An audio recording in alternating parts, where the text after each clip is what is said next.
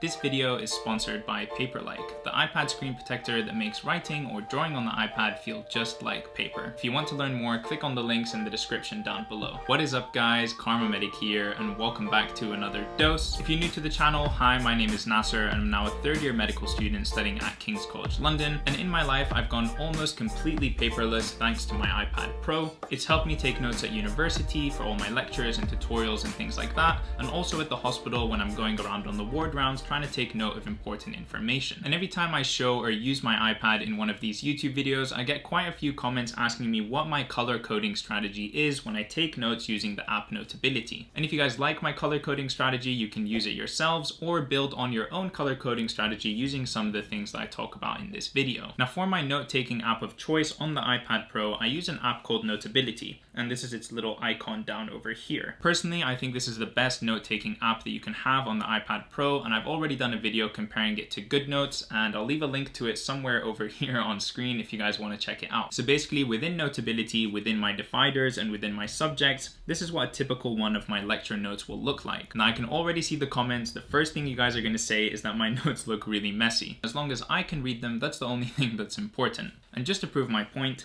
innate cells kill by phagocytosis, bactericidal killing, e.g. respiratory burst, nitrous oxide production, and also do transcription activation as antigen-presenting cells. Dendritic cells are the best antigen-presenting cells. There you go, I've proved I can read my own writing without any problem. Without further ado, let's jump straight into the color coding of my notes. So generally, a set of my notes will have a title in the top left corner, and then the page will be divided into about 3 columns. The left, the middle, and the right. And the reason that I do this is again for increased hierarchy and organization of the page. A very good memorization technique for me is remembering where the information was physically on the page, whether it was in the top left corner, in the middle, or in the top right, for example. Now each of my columns I read in a top-down direction, starting with the left, and then the middle, and then the right. The first page of colors that Notability provides has very solid colors, so they create quite a lot of contrast between the white paper and then the writing that you do.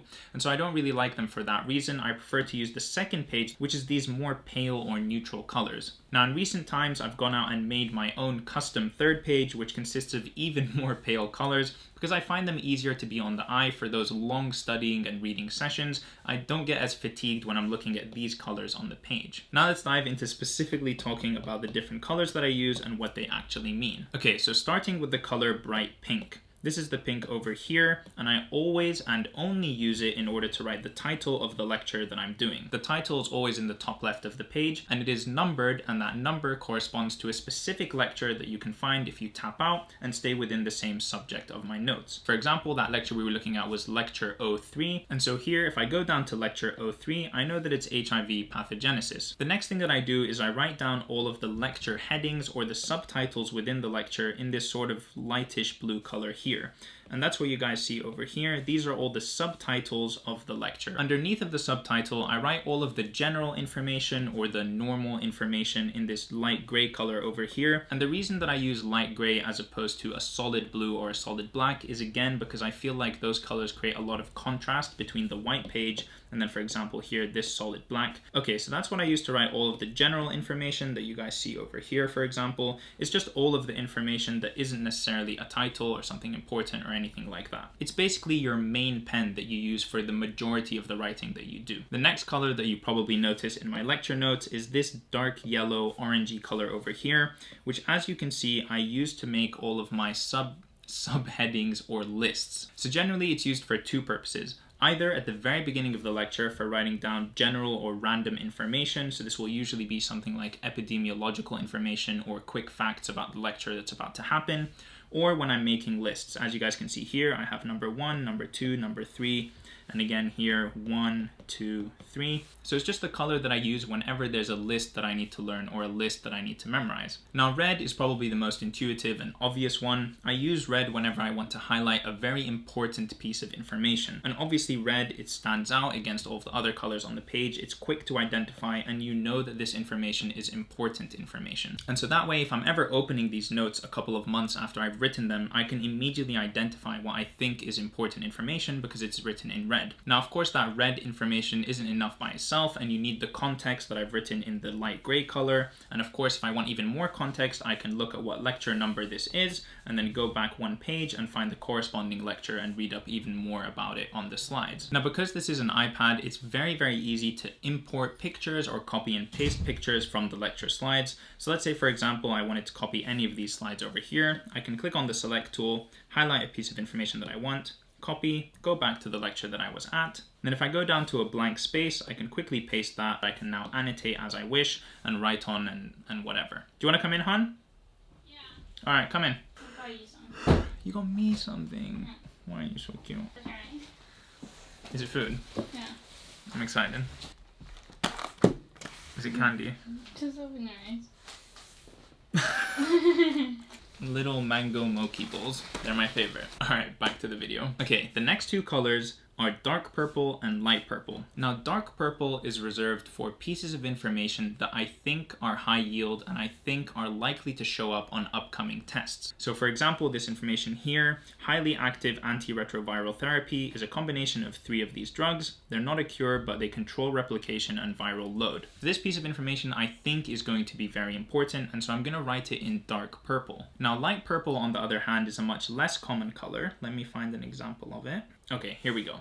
So light purple is used for pieces of information that I have already seen on past tests or on tests that I've personally done. And so it's a non-negotiable fact that this piece of information I absolutely have to know and I have to memorize. Because I know it's come up on a test, which means I know that examiners think it's important, and so it might come up again in the future. So light purple is a very important color, and it means know this, know this, know this. Now, before I move on to the next color, I want to give a quick shout out to the sponsor of today's video, Paperlike. Paperlike is an iPad screen protector that makes writing or drawing on the iPad feel just like paper. And that's something that I really enjoy about my note-taking experience on an iPad. It's that I feel like I've had such a natural transition from writing on paper to writing on an electronic device. It gives me that little bit of extra grip when I'm writing that I feel like I need so that my pen isn't slipping all over the place on the glass of the iPad. On top of that, it helps protect my iPad from my sweaty hands and greasy fingers, especially after I've been writing on it for a really long time. And of course, it's still a screen protector, so helps prevent damage and scratches to the actual screen of the iPad, which has already saved me on more than one occasion. I use it every single day and think that it's a fantastic product, and if you guys want to check out Paperlike for yourself, I'll leave links in the description down below and also in a pinned comment. Anyways, back to the video. Okay, now the next color that I use, which I really enjoy, is this light green color over here. So light green is reserved for only writing down pieces of information that relate to drugs or treatment or drug management and things like that. So that way, when I'm scrolling through this lecture and I'm looking through it, I can immediately identify any pieces of information that are relevant to drugs. So for example, over here, first line treatment is methotrexate. If that doesn't help, anti-TNF alpha therapy is often given. Infliximab, adalimumab, which is a monoclonal antibody. Again, I'm sure you guys can't read that at all, but as long as I can read it, that's the most important thing. So this I find very useful, especially when I'm in an exam and I'm looking at a series of names of drugs and things like that. My mind immediately goes towards bright green colors, and it sort of helps me remember the information from the lecture notes as bright green, as to do with drugs. I don't know, it's just a helpful way for me to further categorize information, and it works very well. Okay, so that's bright green. There's one more color I want to talk about, which is brown. Brown is the color that I use if I'm ever going through a set of notes for a second time. So when I see this brown color over here, I know that I wrote down this piece of information on a second read through of going through these notes. And what this means for me is that when I wrote down this piece of information in brown, I felt that it was important enough for me to write down on top of all the notes that already exist. And so again, it's probably an important piece of information, but anyway, because it's such a different color and it's not seen that often, it stands out in comparison to all the other colors, and I know that it's important.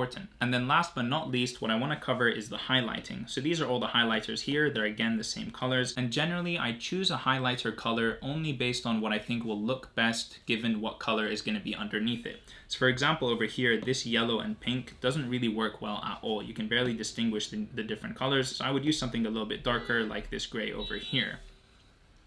Stop beeping. Anyway, so yeah, highlighting doesn't really have a strict method. I just choose whatever color I feel like using at the time, whatever I think will stand out the most and make me highlight again that this piece of information is really important. All right, guys, and I think that's everything that I've gone through now. I've talked about pretty much all of the colors that I use in my color coding in Notability when I'm taking lecture notes at university here in medical school. I hope you guys have enjoyed this video. I hope you've learned something new. I hope you guys have enjoyed this video. I hope you've learned something new and taken away something about color coding that you can implement into your own studying, and hopefully that helps you memorize or learn information better and helps you do better on tests in the future. If you guys enjoyed this video, please do leave a like on it and subscribe to my channel to see more content from me in the future. And yeah, I think that's it, and I will see you in the next one, Thursday, same time, same place. Peace.